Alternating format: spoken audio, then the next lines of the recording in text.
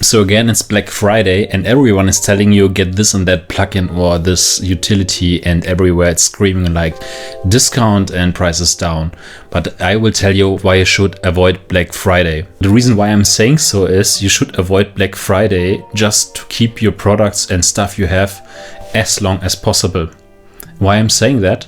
Well, it's pretty simple. If you just switch your opinion and think like, I'm having something and I'm using this as long as possible and I get the most out of this, out of the product. Learn how awesome the stuff is that you have, buy just awesome things that you are really proud of, and get rid of everything else. So I know this sounds maybe a little bit or looks a little bit ridiculous if you see my studio and you think like, oh my gosh, this guy is talking about something he really doesn't understand because he has so many knobs and keys to play around with. But I tell you, and I said this already in the past, everything you see here, except 1 or 2 items, are all eBay. Really, just 1 or 2 things, 2 or 3 things. Basically, I bought new and everything else is used. I'm really proud of the old things and I like to get the most stuff out of it. Nail down the point what Black Friday is just stimulating in us, and I call this the iPhonisation. What I mean by this is, even I'm used to getting a new iPhone every second year because I get it from my company. I think it makes sense because the video quality and the image quality from the camera is just so ridiculously better with every iteration of the iPhone. So that's why I'm happy getting a new iPhone. But on the other hand, the inflation of the product and the consumption of that one really is just ridiculous. Where the industry is trying to get to is to having this iPhone momentum for more and more products like our cars, our houses, our door, our whatever, even our partner, which just doesn't make sense.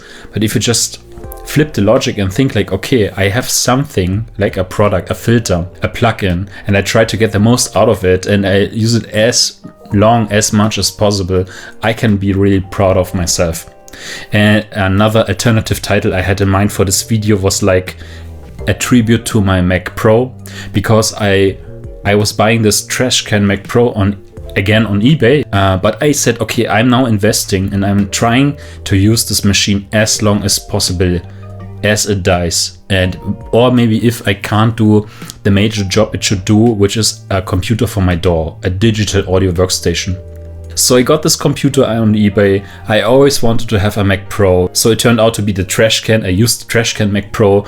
I'm really proud of this. Every day I'm happy to have this computer because it has so much I/O capacity, lots of gigabyte. I can connect everything there. I don't have to plug around things here on my laptop like I used to do it years before that. But on the other hand, I said, okay, I invest this money, and as long I'm going to use this product as long as it works.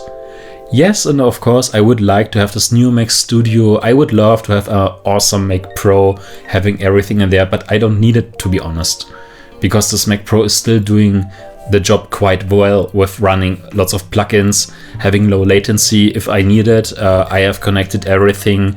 Yes, it has here and there some glitches, but I can mitigate them, and it's doing its job quite well. Just recently, there was a video from Espen Craft who was celebrating not installing updates at all and keeping his DAW computer as like a time capsule. He was really convinced to keep this running like for the next 20 years.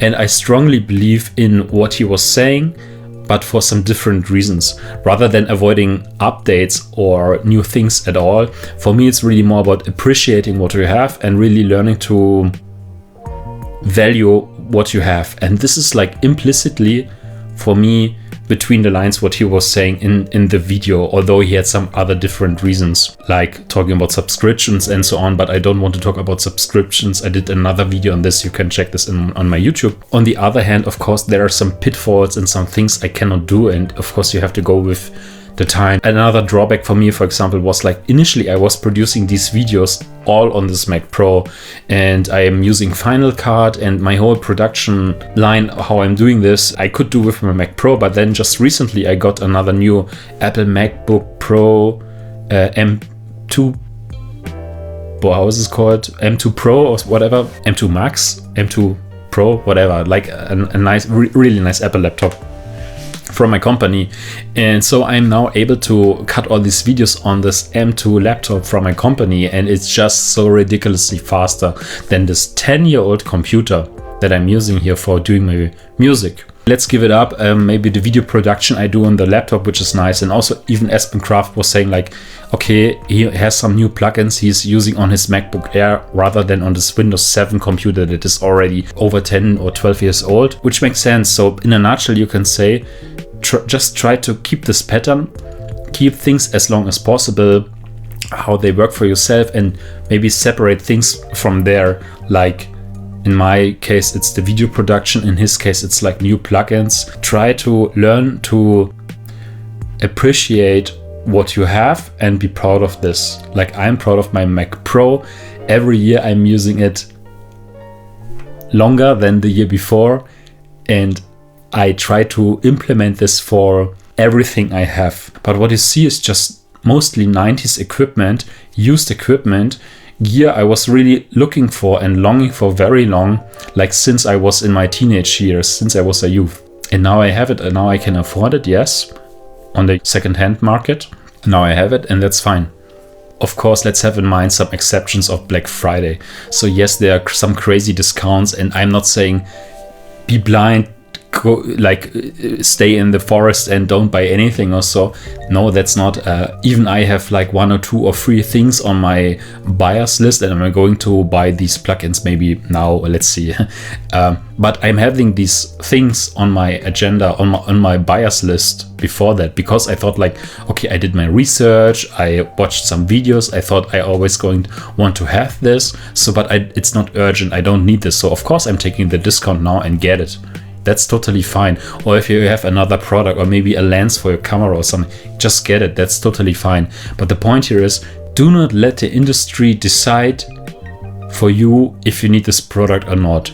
If you get the discount, you already should have made up your decision whether you want to get this stuff, yes or not. Always ask yourself, if you see another new plugin, with this plugin, can you do like a new sound, something you couldn't do before? Is it doing something extraordinary in a way you couldn't do just until now? And if the answer is no, then you already know what not to do without checking anyhow the deal, how cheap this stuff is. So thanks, and talk to you soon. Enjoy Black Friday.